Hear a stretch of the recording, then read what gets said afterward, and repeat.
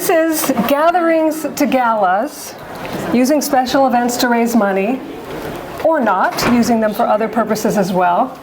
My name's Jenny Hansell. I'm the president of Berkshire Natural Resources Council. In the 7 years I've been there, we have not done any galas, but we are looking forward to our 60th anniversary in a couple years, and we'll do something big then. In my previous job for almost 20 years, I ran a community center in Dutchess County, New York, and we did a lot of special events there, from small to large, and in fact, a lot of the ones that started small became large over time, and that's one of the things I'm going to talk about today. You know, they became, instead of just a little thing in our backyard, they became the event of the season, what everybody was looking forward to, but it took a while to get there, and I think that's important to realize. Also with me today is Emily Downes, who is our development director. She has also done a lot of galas. She worked for Mass MoCA and for the Clark Museum out in the Berkshires and other organizations that did big events. So especially when we get to the Q&A, she may be better suited to answer your questions than I am. One reason that I decided to do this is because our previous development director felt like it was really important for me to go to all the galas in the Berkshires. BNRC is the premier land conservation organization. We should take our place alongside Tanglewood and Jacob's Pillow and show up at all these galas.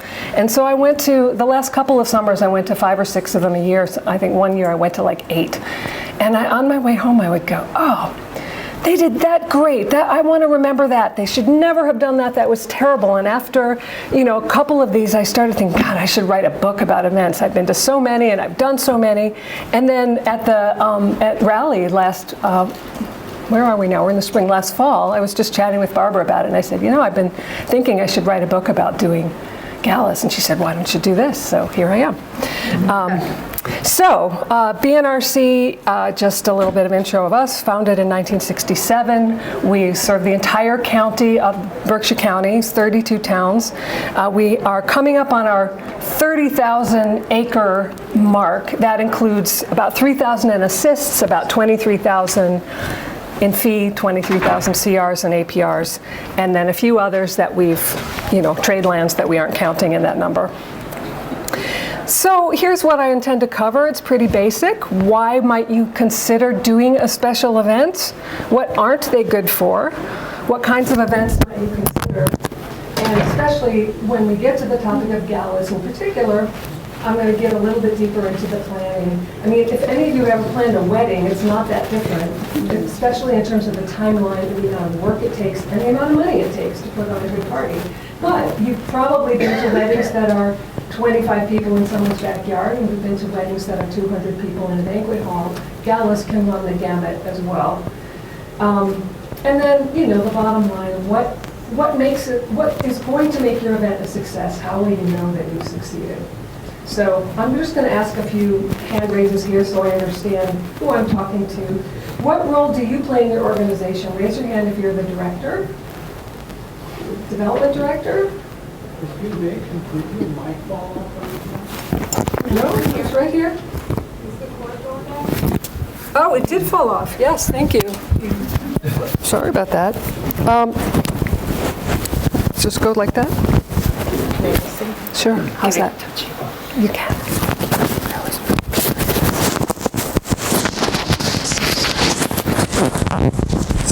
I mean, you gotta hear me.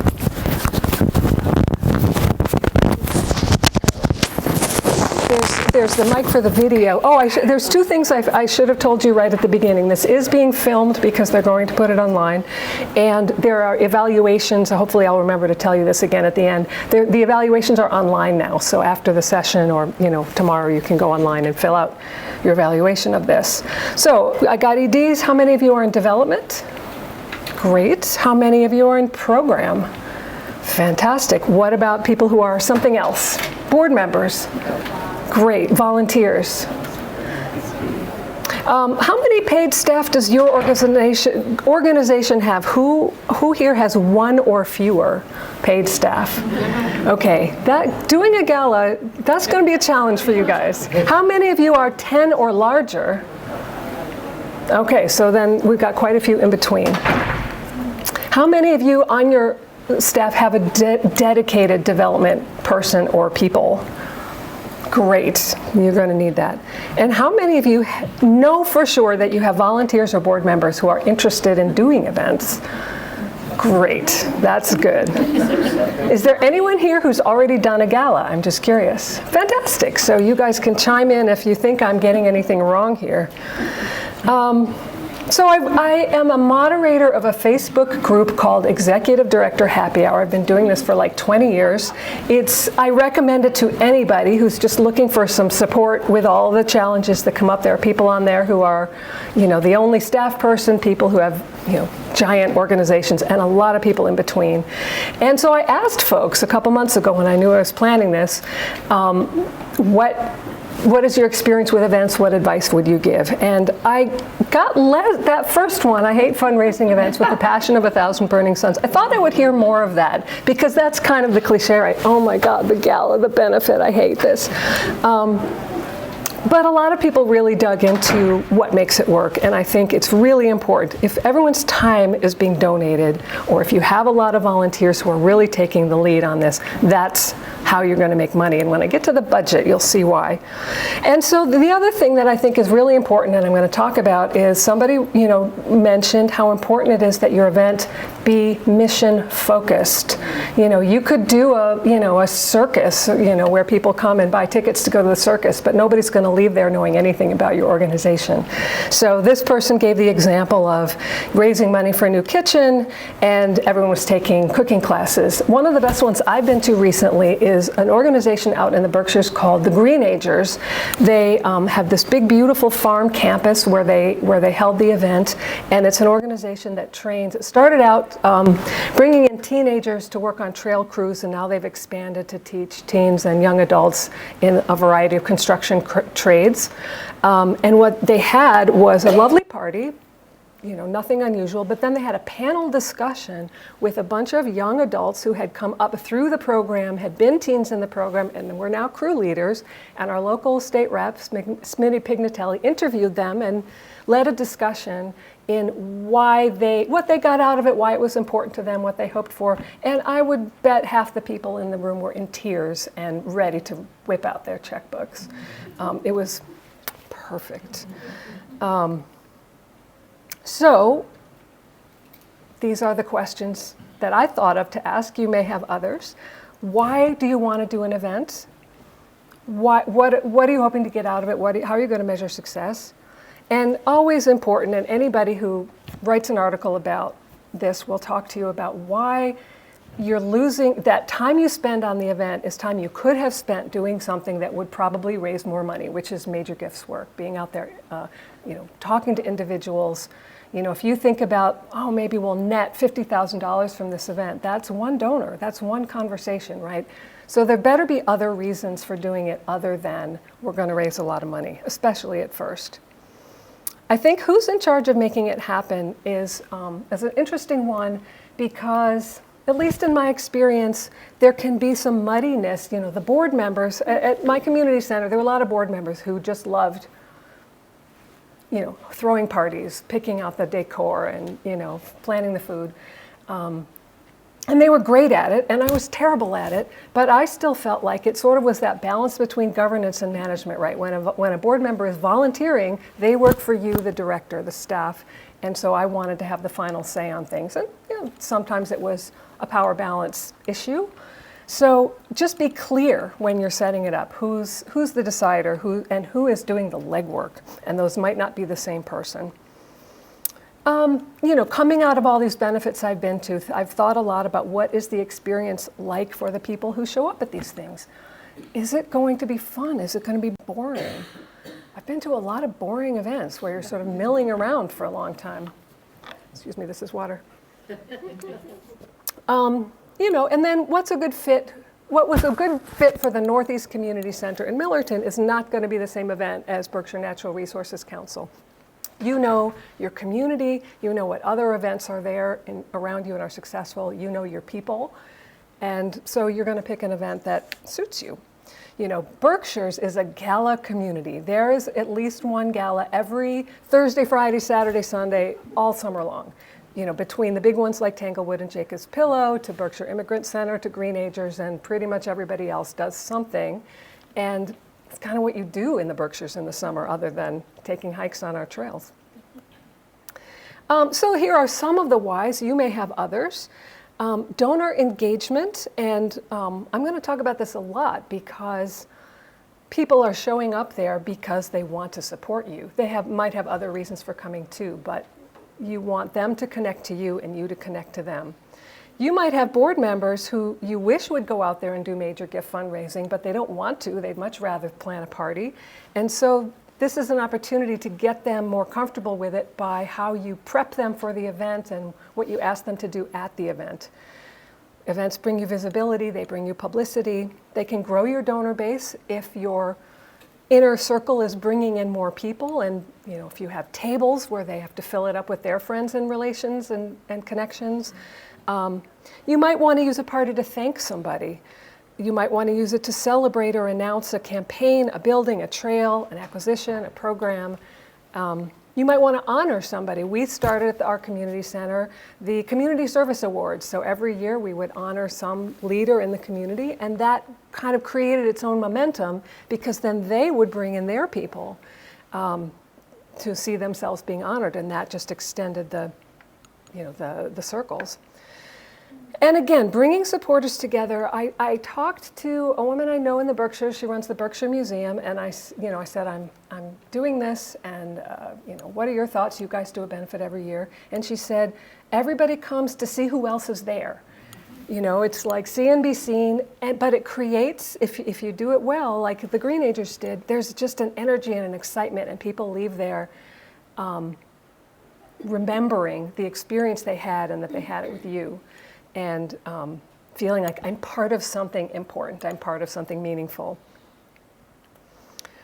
So, so here's another quote from Executive Director Happy Hour. The best event is when someone else plans for you and you just show up. And sometimes that happens, right? Somebody's doing some kind of concert or whatever, and we're going to give you the proceeds and you just have to show up and maybe say a few words. My personal experiences, those don't tend to raise a lot of money, but they're nice and they're a way for you to connect to people.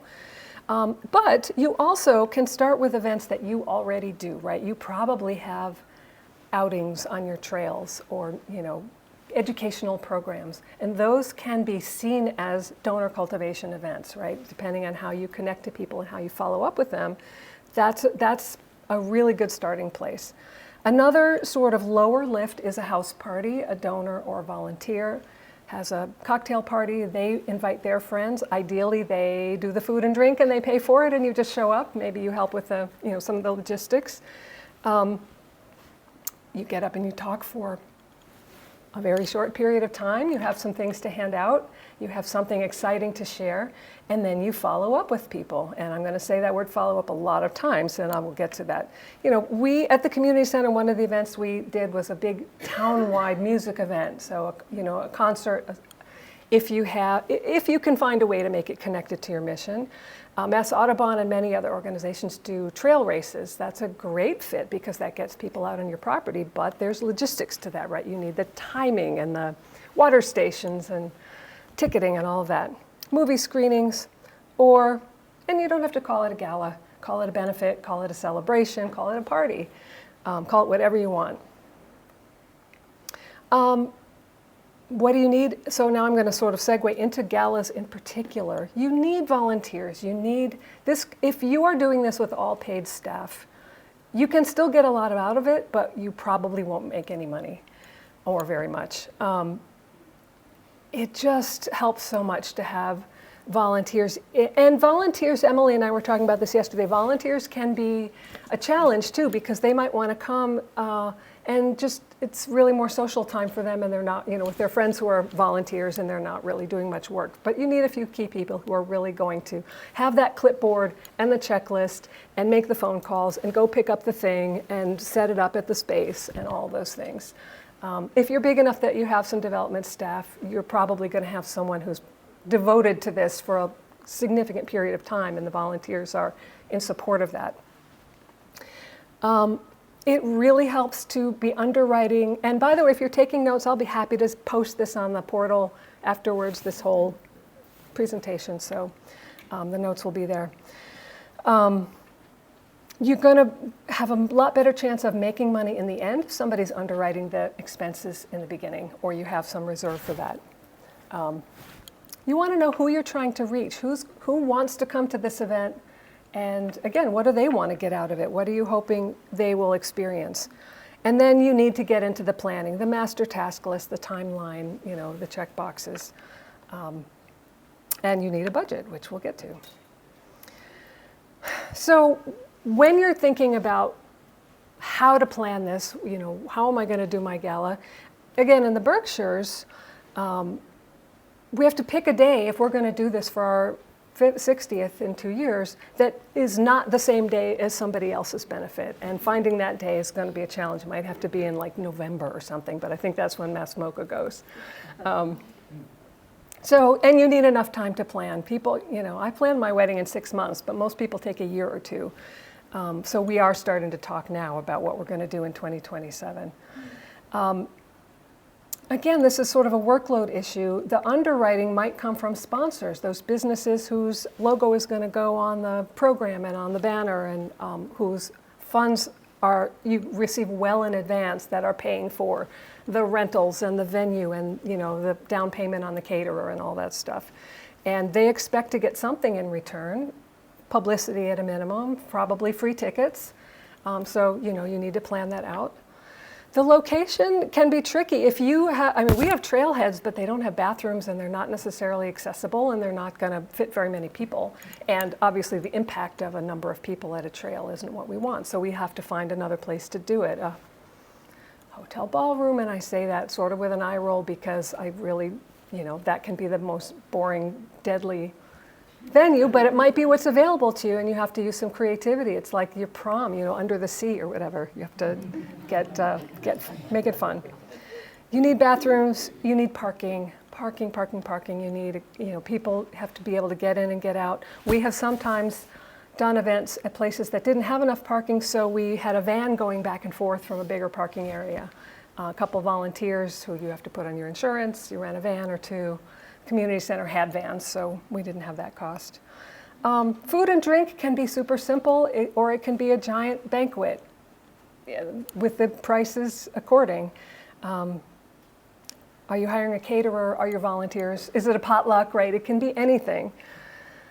Ticket prices are really important to think through because the higher you price them, theoretically, the more money you make, but also you take it out of the range of some people who might not be able to afford it. We argued about this every year for 20 years at the community center. Our prices went up over the years, but then we'd have sort of special tickets for different categories. We comped people. You're going to comp the sponsors. You're probably going to comp the speaker or the honoree and 5 of their friends. So when you're calculating out that budget, you figure in, if the cost is $100 a person, only 80 of those people are buying tickets, that affects, the equation in the end. So, a good way to do that is if you have other events in your community, just, what do they charge? How successful are they? What information can you gather from the folks around you? Another expense might be if you have a speaker coming from somewhere else or an honoree, they might have expenses, a hotel room or travel, and you would be expected to cover that.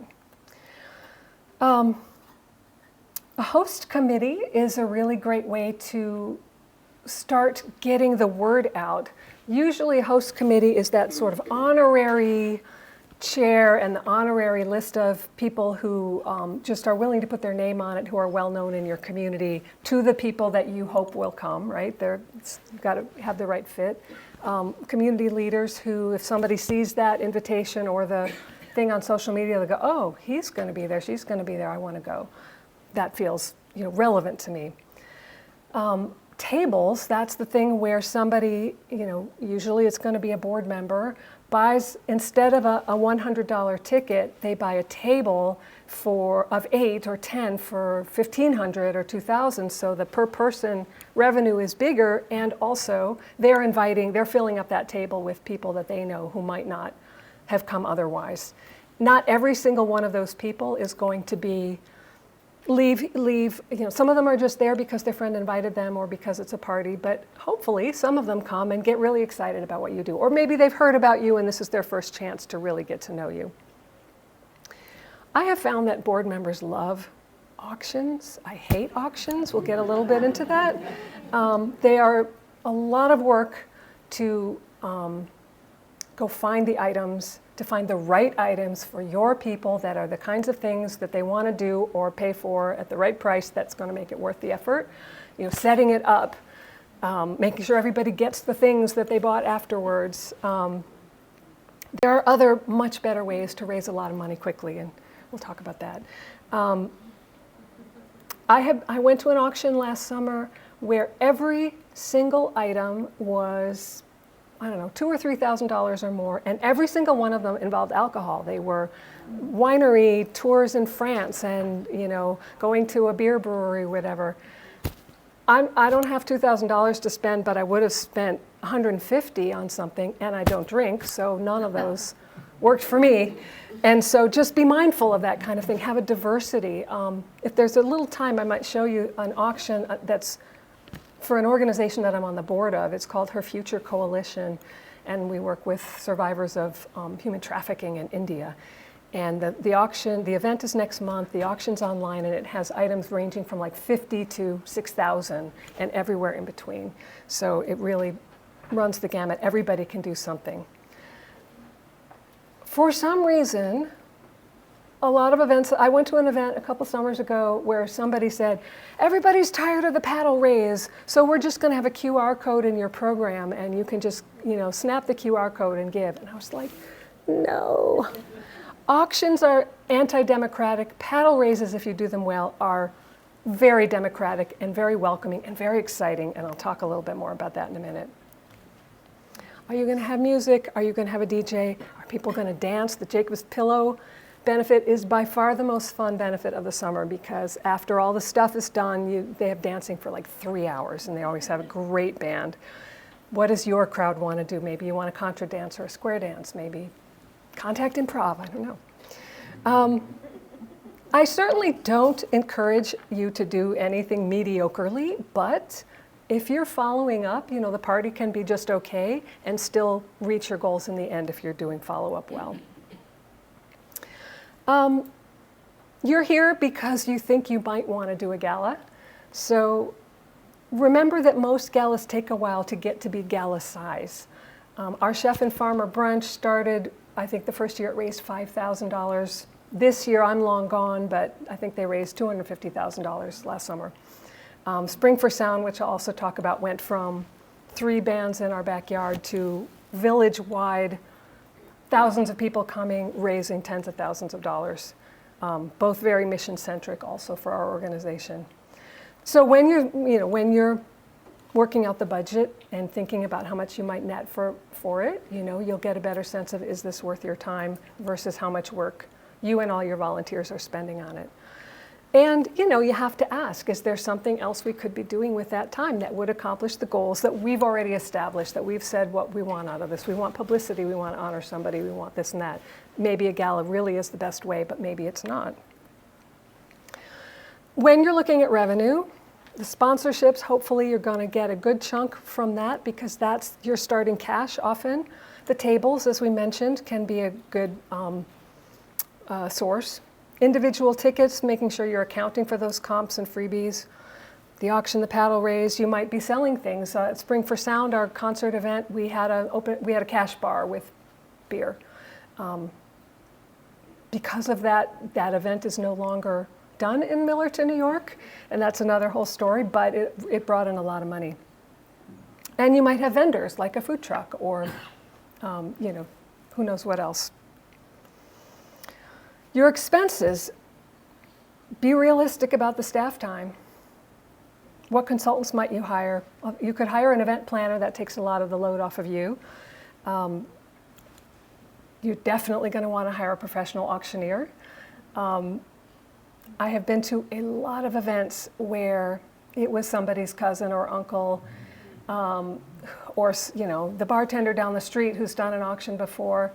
Don't do that. If you take one piece of advice from me today, get a real auctioneer who does this for a living. Pay whatever it takes. It will be worth it. The one I went to last summer, where it was somebody's uncle, he had had a lot to drink by the time he got up there. It did not go well, and it was really long, and it was really boring. You might hire a marketing consultant, yeah, is that a question? Just define a gala. The title of this was Oh, Gatherings that's a and good Galas. question. Is it size, or is it a level of service? Or? To me, maybe I would say once you hit 100 people, 80 or 100 people, when I envision a gala, there's probably tables with assigned seating, there's decorations, it's not standing around in somebody's living room having a chat. It's just sort of crossing over that line to being a little more formal. Yeah. What about like a kind of not 80 but like 50? Sure. You can call a gala anything you want. I mean, there might be an official definition, but I guess when I think of what makes it a gala instead of just a gathering is, what would you say, Emily? The formality of it? I was going to say the core really is fundraising. Fundraising. Like the purpose is to raise money, not just to visit, not necessarily the thing, not necessarily the honor, but there is that nugget is raising money. Right, at a house party, you might not ask for money on the spot. You're just talking to people and getting to know them. At a gala, yeah, you are maximizing the fundraising that you're doing there, and you're spending money to get money, right? You're investing. These things are expensive, or can be. Music, rentals, tables, and napkins, and whatever, depending on where you're doing it. They might come with the venue, they might not. Cleaning up afterwards might come with the venue, it might not. The parking attendant, the party supplies. My sister is a landscape designer and floral expert. She did the flowers for her PTA benefit last weekend, and she sent me pictures, and they were just glorious. At events I've done, it's just been a few sunflowers in a mason jar, and it was also very lovely. You don't have to spend a lot of money on that. You probably want a professional photographer. Do not rely on everybody in their iPhone or somebody who, is a hobbyist with an old 35 millimeter camera. Get a pro. You're going to want those pictures, and you're going to want them to be good.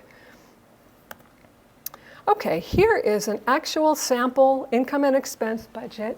It looks like you can see that, right? I was a little worried about this. So here is one way to look at it. And I'll just walk us through it. I think we've got plenty of time. For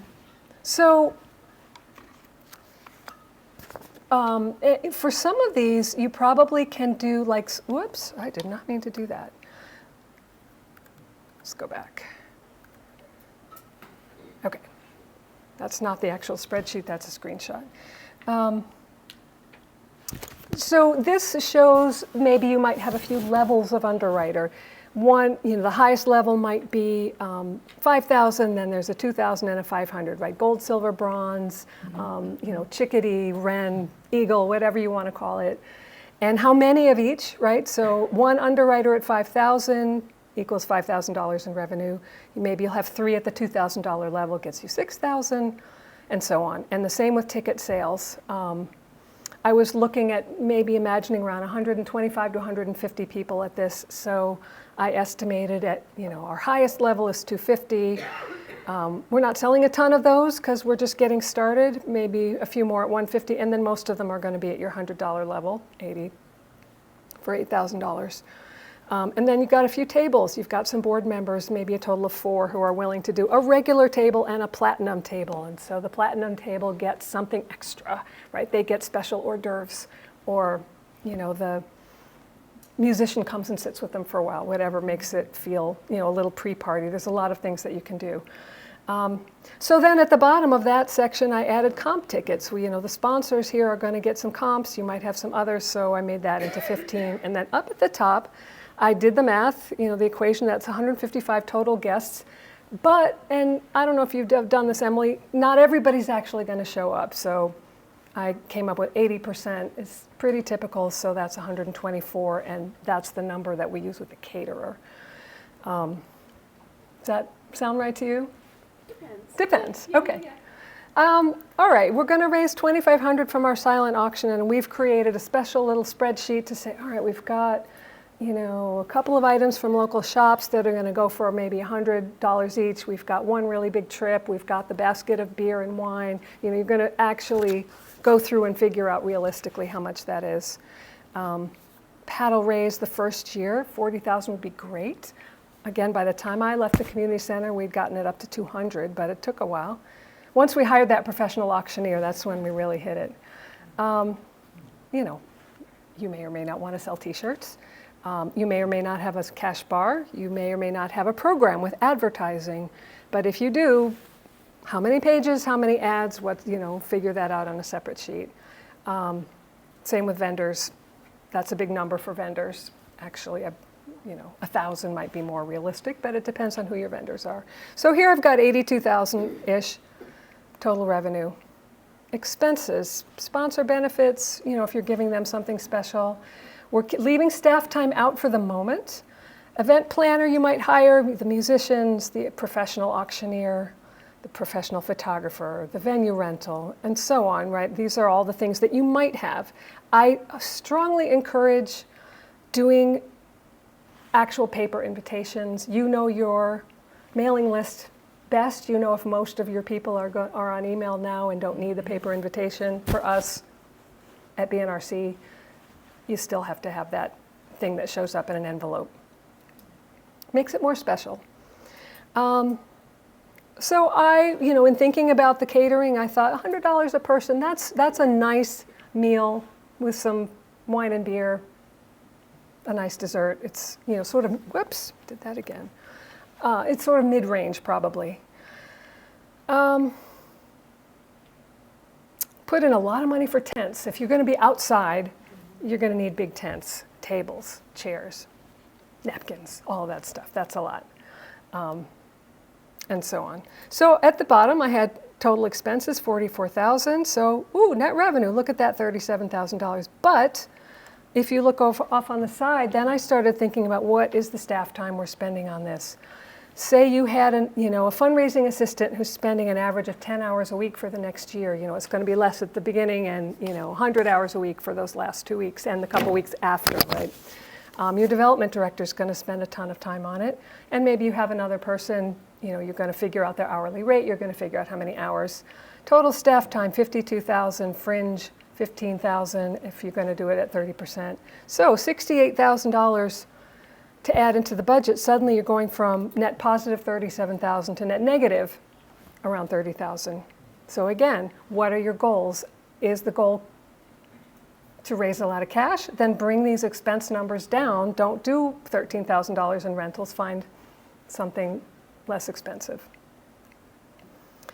And if you want the actual Excel spreadsheet for this, I'm sure all of you have made plenty of these, but I'll be happy to share it.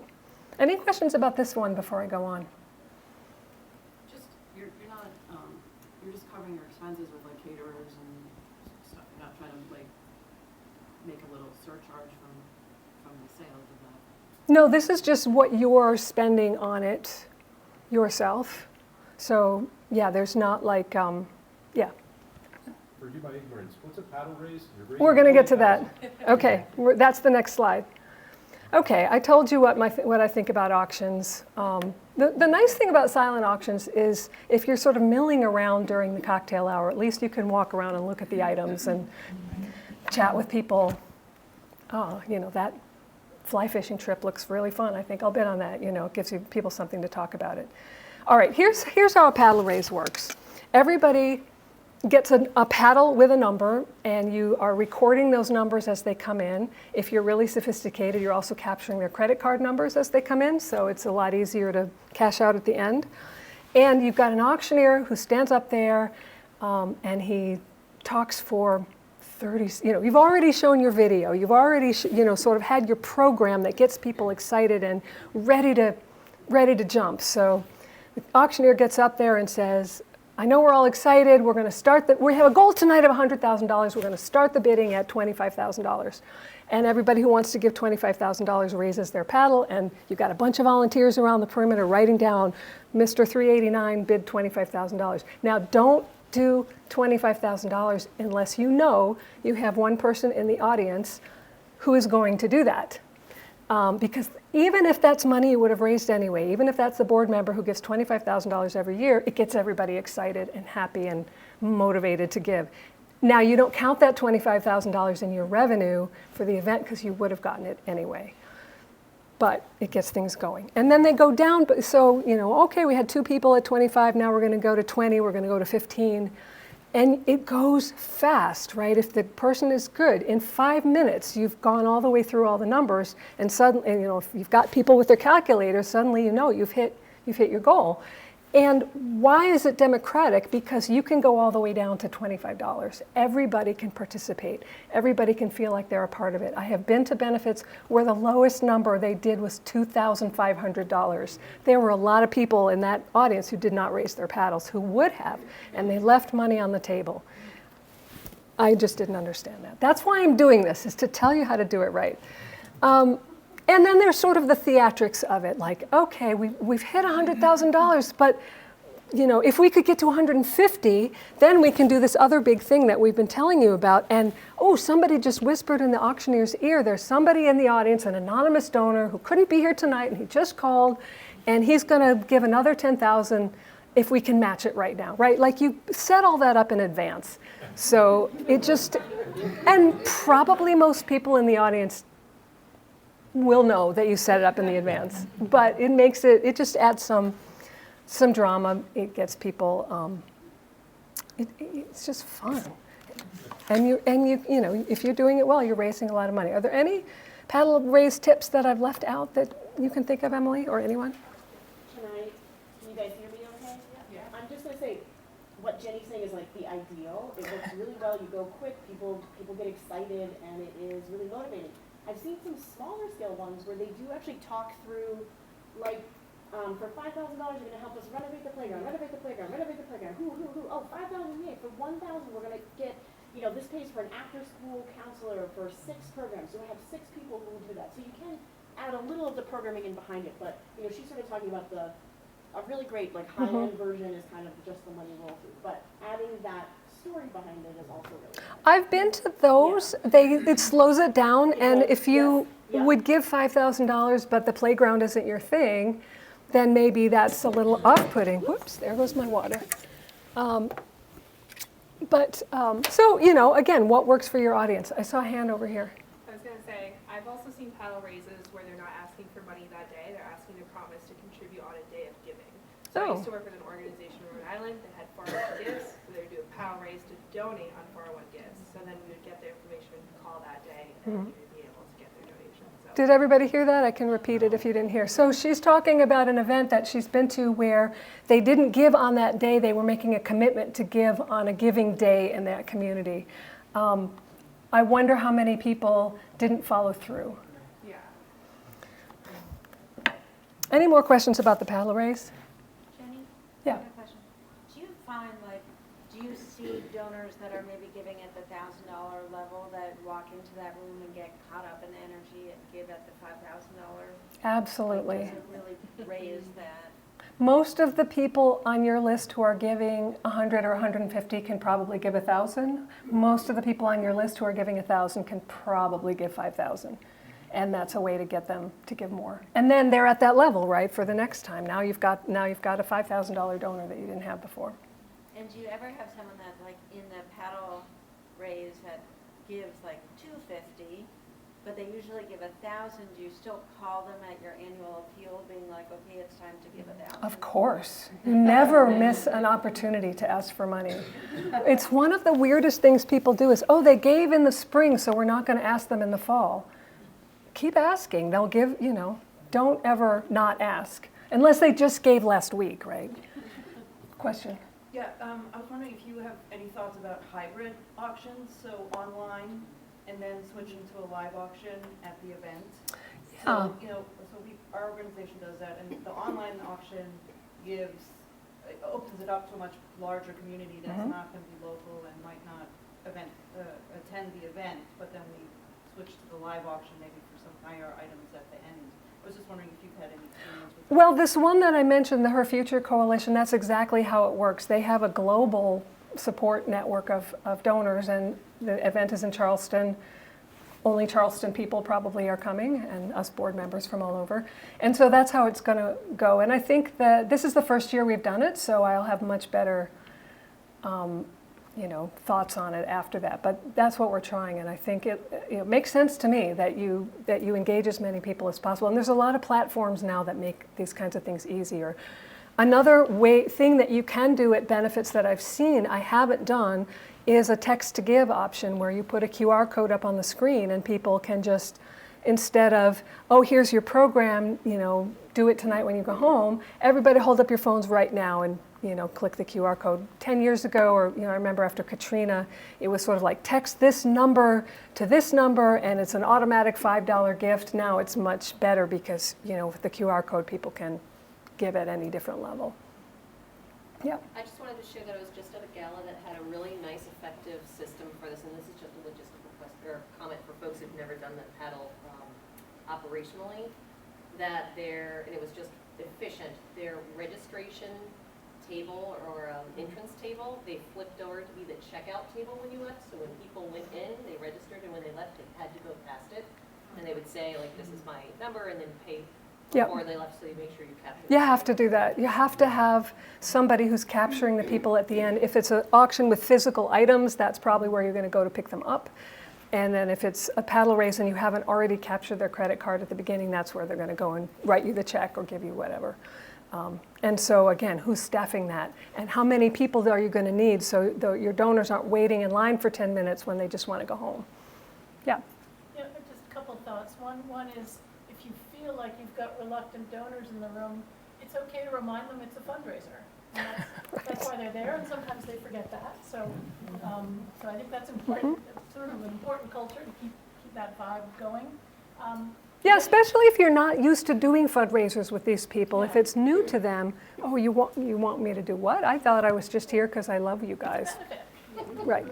And the other thing is, for smaller organizations, one of the things we've done is, actually, if we have a staff member who's really a good speaker, instead of putting everything on a slideshow for everybody in terms of program, we've had our staff present, and it's really compelling, especially for land trusts, because you've got trail people and stewardship folks who are your front-facing folks, and people in the audience will say, "Oh, I love Luke. I'm gonna Absolutely. Those are the people they know, right? They don't know me because I'm sitting in the office all day or whatever, but they know Tyler because he's the trail crew. If you do that, make sure you spend time prepping, practicing. They might not be as experienced. That's why on my highly personal, opinionated list of do's and don'ts, my third one is use your best speaker, even if it's not your ED or your board chair. At the Northeast Community Center, we would have like at Green Age, there's a teen in the program whose family had been through various ins and outs of it, and now she was, had come through the other side of whatever it was. That kind of thing can be really meaningful.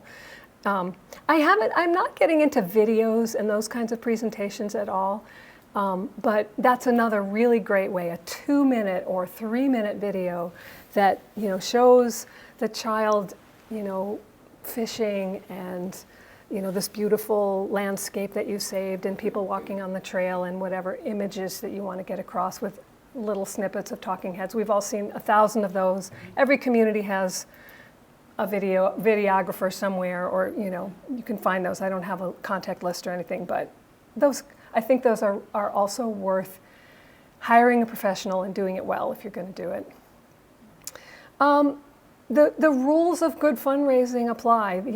You are telling stories, a few stories, 2 stories, maybe just 1, but not too many. This whole event, the whole program, depending on if people are standing up and standing around in a circle or they're sitting in a chair, you're going to think about attention spans, right? You've got to capture the contact information of all of the guests of the people who brought them, if you possibly can.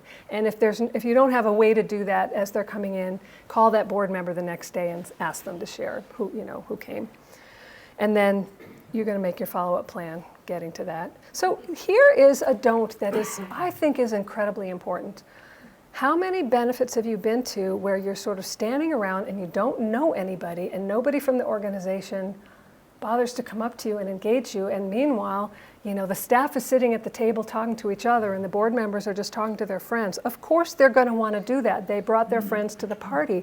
But you want to prep people and train them and encourage them to please go find that person who's standing alone and looking awkward. That might be your next $20,000 donor if you start getting them engaged, right? So I am an introvert. I find that incredibly difficult. My husband is the best wingman you could ever have at a party like this, because he will just walk up to anybody and say, "This is my wife, Jenny Hansell. She's the president of BNRC." And I'm always like, but it's some about that title president always just feels so awkward. But that's been really helpful when I couldn't find it in myself to do it, the fourth or fifth time that night or whatever. I've never seen that piece of advice in any other sort of gala, how to do a gala article, but to me it feels like one of the missing pieces, the really important keys. Again, don't hire an amateur to do your auction or your paddle raise. I went to one where they showed the video after they did the auction. It was a great video. I think maybe people would have given more if they'd seen the video first. Don't plan a program that speaks only to the insiders and the people who already know you. I have been to one like that where they were honoring the founder, and that was beautiful. And the founder was an incredible person, and they told a lot of great stories about what that person had done back in the day. But there was nothing to also engage the person who was showing up there for the first time and didn't know the people and the culture. And it was a huge event, and I don't know, it just felt off-putting. That was another one where the auction items were all incredibly expensive. And they had the crowd for it. They sold a lot of very big ticket items, and that's fine. I don't think they should. This was not an institution that should have had $25 items. But just again, be aware of how the person who's new to you is going to feel if there's nothing they can connect to. And again, time limit. People talk too much. You gotta, this is hard to do. Like, can you preview your speech for me? Can can I see what you're going to say? You might not feel comfortable doing that, but the more you can, whoever's running it and wants to keep it to 40 minutes so they don't have to stand back there and go like this, which has happened to me at an event where I was going on too long. You don't want that, so you want to, to be really clear about how long you want to go and how long each segment's going to take. You want a great party, but did people leave feeling more connected to and knowledgeable about your mission and your work, more excited about what you do? If they did, that's a success. Did you leave knowing your donors better with plans to follow up with them and connecting to some new people who joined for the first time? And later on, you're going to measure whether those new people just came for the transaction, right? David Allen, of Development for Conservation, has a wonderful article about this, and I'm going to give you a link to it at the end. And he says, benefits, events are inherently transactional. You're paying money to get something nice, and you may give that $250 and feel like you've done your part for the year. And so that follow-up letter 9 months later may or may not be successful. That's one of the things you're going to look at over time is, are those new people staying connected and giving and coming back and giving more? What does good follow-up look like? This is going to depend on your capacity, right? Thank you notes and phone calls to people who were generous or to people who showed up for the first time. And if you're talking to somebody who just showed up for the first time, you're going to ask them, what got you excited? What are you interested in learning more about? You're going to try to sort of draw them out and capture what they're interested in. Obviously, you're going to add them to your mailing list. They're going to get invitations to the next things that you're doing. The walk, the event. And if you possibly can, if you have some development staff, or if you can hire a consultant to do this for you, you're going to do prospect research on those people who came. Find out how much they can give. If they gave $250, but they gave $250,000 to the opera, that's somebody that you might want to spend some time getting to know better. If you don't have access to iWave or Donor Search, the person who brought them might have some information on that. And, you know, that's an awkward conversation, right? Your friend who you brought, how much money do you think they can give? But there's ways to do that softly. And then once you know that about the person, you're going to develop, if you have a few prospects that came out of it that have major gift potential, you're going to do the whole major gifts thing where you develop how you're going to reach out to them over time. They didn't give a big amount at this event, so you're going to get to know them and find out what they're excited about and bring them to, you know, the nature center, and maybe it's not for 2 or 3 years. I talked to a woman a couple months ago who's the major gifts officer for a huge hospital in New York. And she told me about someone who they met at an event. 3 years later, he gave, I don't know, $5 million or something, but it took a while. They have a dedicated major gifts officer on that staff to do only that. Most of us don't have that.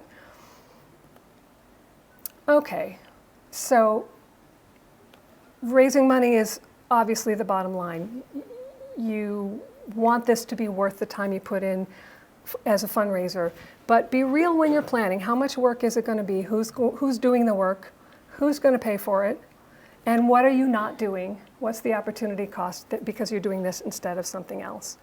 And I think I said this already. If your board members don't want to go out on major gifts calls, or that you don't have a development committee, this is a good starting place. If you make sure that you prioritize that with them, you know, seat some people at their table that they don't know if they don't have their own table of friends, and then coach them on what to say and how to, you know, benefits can be loud. You might barely be able to hear the person sitting next to you, right? And I've been to a lot of these things where just trying to get a conversation going with a stranger is painful. And if you're there with your friends, they want to talk about their grandkids or, you know, their dog or whatever, and that's all fine, that's great, but take 5 minutes and say, hey, I'm so glad you came. I just want to share with you why I love this organization and why I'm involved. So here's just some pictures of the events that we did at the Northeast Community Center. The Chef and Farmer Brunch started because it was volunteer driven. It was a woman on our board who ran a local restaurant, and the community center ran a farmer's market, and we ran a farm and food education program for teenagers where kids spent the summer working on different farms and learning about farming and cooking, and they would come to the farmer's market and, you know, cook things made with the things that they had grown, and they also cultivated a school garden that generated a lot of produce for the local high school. So for us, that was such a good fit because we could celebrate the produce of the farmers in our market.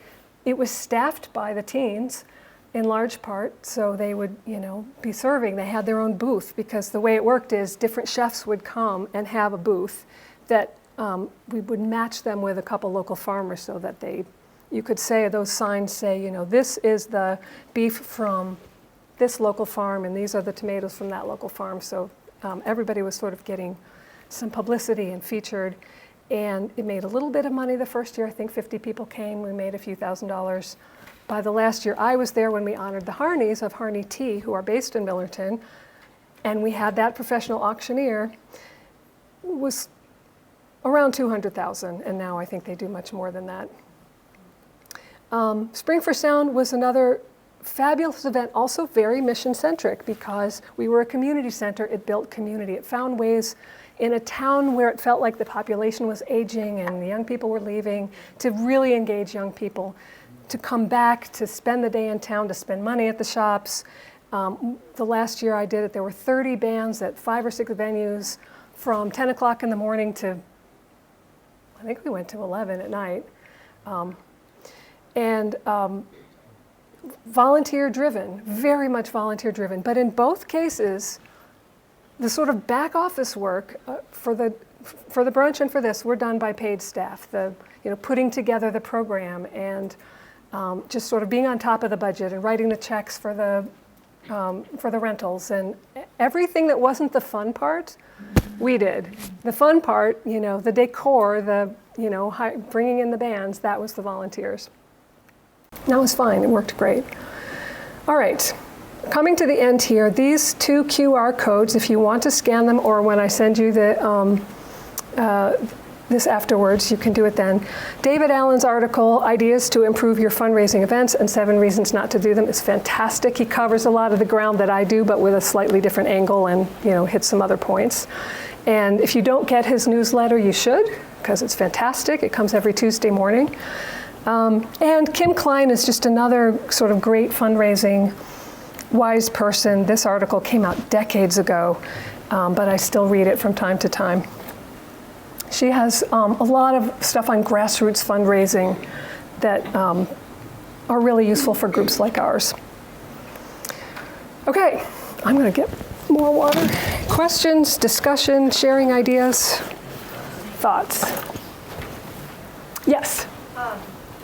So I guess a couple of questions.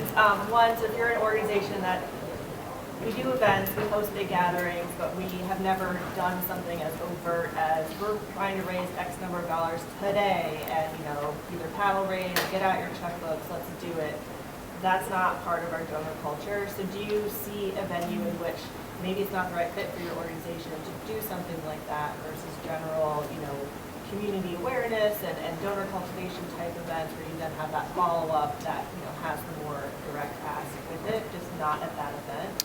Of course. Yeah, there's like a house party. If I understand your question correctly, you're saying, are there events that you can have where you're not doing that heavy, hard sell, we want to raise this much money, but you can still do all the follow-up? Am I getting it right? Yeah. We do it now, so it would be a huge culture shift to then say, hey guys, we're having a party, get out your paddles. I mean, our donors would be like, what the heck is this? And right. So I just didn't know, yes, I understand the concept of it and potential lucrativeness of it. However, I don't know, is there a venue in which perhaps your donors are not suited to that type of? Certainly, your donors.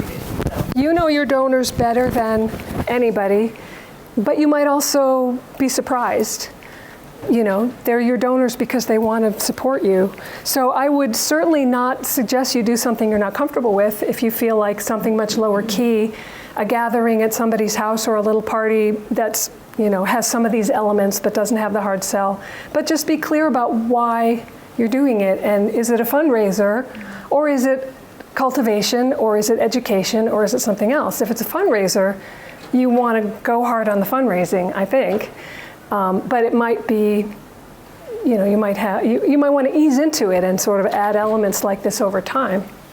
That's my second question is, so we have some existing great events.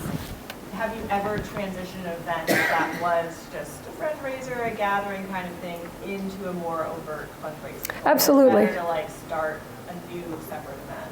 I've had that experience with both of the ones that I've described. They just started as something fun that we did, and were not really meant to be a big event. We had another big fundraiser so we would have 3 events a year with this fun concert and this lovely brunch and then the fundraiser. And at some point we realized, wait a minute, the brunch can be the fundraiser. Let's just merge them into one, and then we don't have to do 3 events in a year. But it took, it was organic, right? It wasn't setting out with a master plan for us. Did you want to speak to that? I'm just going to quickly say one thing that might surprise you is if you do a specific benefit event and you tout it and market it, you might meet some new people.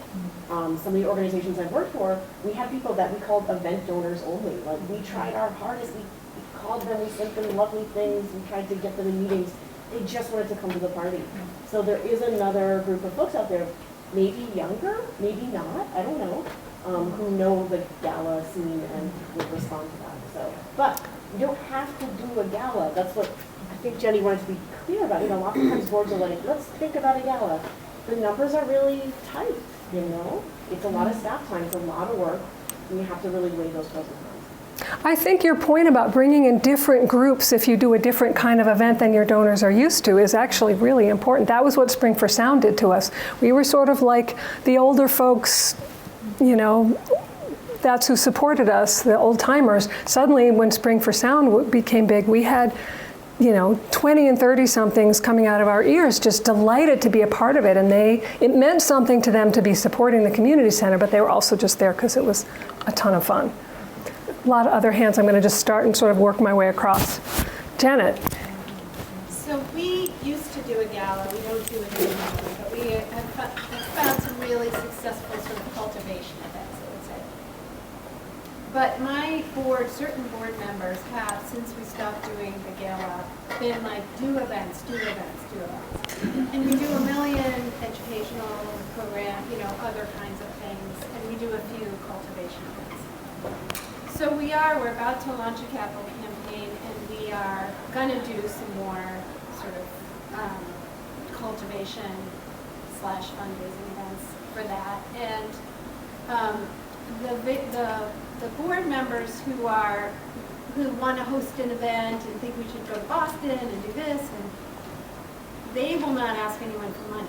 So I would love to hear your advice on sort of this training thing, because I've trained myself. I used to be in the, I'm not going to ask anybody for anything, but we haven't done it for our board, and we really need to do that. So the question is, how, for board members who just refuse to ask for money, what does that training look like? When on our development committee, we talk about the donor cycle, and you can help as a board member at any point along the cycle, sort of identifying a new donor, sort of analyzing what they call it qualifying, how much, you know, how likely are they to be interested and how much could they give, cultivating or getting to know them. That might be the best role for most of your board members, is just having those conversations. Asking is key, follow up and stewarding that relationship is key, but you will have volunteers who will never do that. That's fine. Maybe they'll come with you to the ask moment. You're the one who's making the ask because you're the pro and you've learned how to do it, and they're just standing there giving moral support.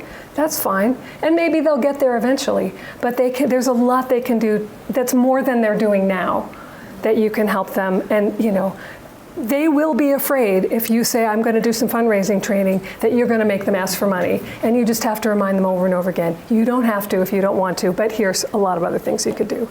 Big hand in the back. I would just like to plug an alumni from my undergraduate school. She operates something called the Right Collective, and that's the last name is WRIGHT, based out of York, Maine, and it's fundraising consulting. She has some free stuff online, some past videos you can watch, but she can also work directly with your organization and help you get figure out the tools you need to succeed. So I highly recommend her. She does stuff internationally, but she has a heart for Massachusetts since it's work as well. Yeah, you could hire someone like that. You know, the way you might hire a capital campaign feasibility to do a study like that, to do that kind of assessment. Are we ready for a gala, or should we do something that's not that, right? That's on our way to that, and you know, finding some guidance on that can be very helpful. More hands. Yep. For your concert, what is your best practice for retaining those younger donors?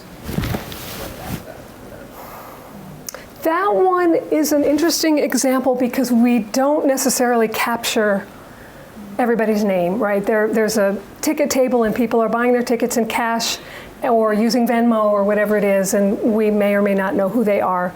So that might be just one where there's an opportunity for them to sign up on the mailing list, which they choose to do or not do, or there's, you know, a QR code in the program if you want to know more. And the ones who are just there for the concert, that's fine. They're having a great time and we made some money off of them and it was a really fun event, and maybe 10% of the people get more connected. And your follow-up with a 25-year-old is very different than your follow-up with, you know, a retiring baby boomer. Can you talk more about that? Emily, go ahead and then I'm just going to quickly say, you know, it is a little different with the other donors. You got to look at it kind of for the long term. So maybe they're not super engaged except for this one event, but they remember, oh, Berkshire, you know, regional, or BRC Land Trust, like they did this really fabulous event, and now when I'm 40 or 50 and I have a little more capacity, I'd like to actually be involved or get involved in different ways or be a volunteer. So just, it's the long game. It's the long game. Just like with planned giving, the work you do now will pay off in 30 years if you're building relationships over time, which is what all of this leads to, right? The money's great and you want the money if you're going to put this much work into an event. But if you don't make the money and you make some really strong relationships that will build over time, it's still a success. Did you have a question back there? No? I thought I saw your hand. Oh, I was going to ask a little bit more information about the follow-up for the 30-somethings Mm-hmm. who do like 1 or 2 events and tend to be very active in that, but you just can't get them to like the next level of like, can you volunteer, can you be a reliable participant in this, or can you see your donor participation level go up, like that? Yeah, I mean, 30-somethings are often raising kids, right? And their money is going to their kids' school, or their time is going. So do you have family-friendly events? We have a lot of them at BNRC, a lot of, you know, activities where people can come and bring their kids to build Kestrel boxes or go on story walks. And so again, so one thing that I didn't mention, I think I must have cut it out of the presentation, is all of your staff should also be trained to be representing you. Your trail crew probably sees a lot more people over the course of the summer than you do sitting in the office. Are they, or at least a few of them, comfortable engaging somebody who walks by and chatting with them and saying, hey, if you want more information, there's a QR code on the kiosk. The person who's running the program with the Kestrel boxes at the end should say, oh, you know, BNRC is donor funded. We have events like this because people like you support us. Thank you so much. If you'd like to support, you know, you can make it as hard or soft to sell as you want, but just reminding people that you're donor funded and you wouldn't be here without supportive individuals. If your land trusts are like mine, our acquisitions are largely funded by grants, but our staff time is funded by individual gifts, and we have to constantly keep that, you know, keep people connected. And that 30-something right now is giving you $50 a year is a stretch because they've got summer camp to pay for, but in 10 or 20 years or 30 years, they love you. You're their thing. They have a connection with you that is rock solid, and they're going to think about you. Are we out of time? Do we have? Go. Anybody else? Anyone who have a great fundraising story? Emma. Jenny, I really related to you talking about the staff that sort of sits behind the registration table. And like James will laugh because we've had that problem where like, you know, they'll talk with each other, and some of our board members, because we're shy. Mm-hmm. And a lot of our staff are scientists. Like, God bless them, they know every plant by its Latin name and every bird song, but talking to a room full of people is terrifying. Mm-hmm. So we've done a lot of, I call it like speed dating training, where we like, at board meetings, we'll get up and mingle and introduce ourselves and say one thing we love about Mount Grace or our favorite place to hike, or like we like literally practice it more and more until it's silly. That's wonderful. And it does seem to help. I don't know if you all heard what Emma said, that they do, because they're staff, they're scientists, they may feel awkward talking to people. They practice speed dating at board meetings where they practice. I feel like I try to go into events with a couple of like conversation starters in my pocket, especially if I'm feeling particularly introverted that day. And the truth is, nobody cares if you start a conversation in an awkward way. They're just relieved because they're feeling awkward too, right? If they're standing around, you know, if you can break through that anxiety. The other thing I was going to suggest for your situation or for something like that is if you have a volunteer or a board member or staff who is comfortable, let them be the wingman or woman for the person, for the scientist, right? Hey, you know, we'll walk around together and I'm going to introduce you to some random person whom I've never met before. You know, this is Emma. She's a ornithologist. You know, if you're a birder, I'm sure you'll find a lot to talk about. That's a super awkward introduction to a random stranger, but it's fine, right? It's fine to do that. It feels very land trusty. Yeah, exactly. It's very land trusty. Yeah, another one over here. We did something to like help facilitate that too. So this big event that we have that is not a fundraising gala, but more of like a fundraiser. Everyone does name tags, and we put like banner flags similar to this on like, and we have a key at the check-in table of like board members are in yellow and staff are in orange. Please go talk to them. So everyone is just sort of flagged, and so it kind of helps facilitate like, you know, they're ready to talk to you. And we, you know, give staff a good pep talk before of like, please and thank you to go chat with everybody at the event, but hopefully to encourage the guests to then find the staff and vice versa. or board member to do it that way. You could take that even a step farther, right? You could have staff that have a big, just a handwritten one of those, white tags that says, ask me about orchestral boxes, ask me about the trail opening next month. And so it's a very clear invitation to get the conversation going. Did I see another hand back there? This has been great. Yeah, thank you. Yeah, you're very welcome.